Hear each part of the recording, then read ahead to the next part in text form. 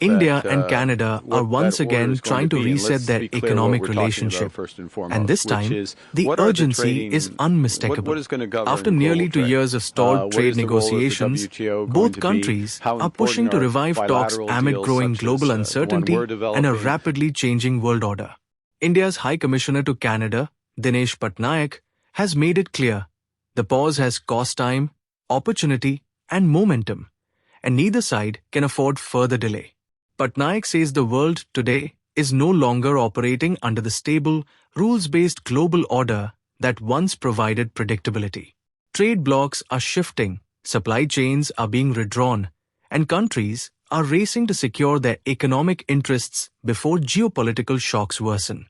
And that's where India-Canada ties come back into focus. When negotiations first began years ago, India and Canada were roughly comparable economic players, ranked 11th and 10th globally. Today, India is the world's fourth largest economy, while Canada remains 10th. That shift has changed the power balance at the negotiating table. India, Patnaik says, has already opened up its markets, carried out deep reforms, and strengthened its manufacturing and services base. As a result, New Delhi is no longer willing to compromise on terms it once might have accepted. The talks, therefore, are not about concession, but alignment. Importantly, this is no longer just about a free trade agreement. The negotiations have now evolved into a comprehensive economic partnership agreement, or CEPA. That means a much broader scope: trade in goods and services, investment flows, finance, mobility of professionals, technology partnerships, and long-term strategic cooperation. In short, CEPA is about building an economic safety net. Why now? Because globally, middle and advanced economies are increasingly choosing like-minded partners to protect themselves from economic shocks, trade wars, and political unpredictability.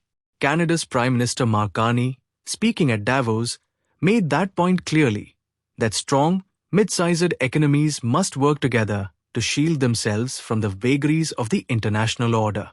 Canada already boasts trade agreements with almost all G7 nations. For India, Canada offers access to advanced markets, clean energy technology, critical minerals, and financial capital. For Canada, India represents scale, growth, talent, manufacturing capacity, and one of the world's largest consumer bases. So what are the potential gains? For India, CEPA could mean increased Canadian investment in infrastructure, green energy, AI, education, and manufacturing. It could also ease mobility rules for Indian professionals and students, a major priority.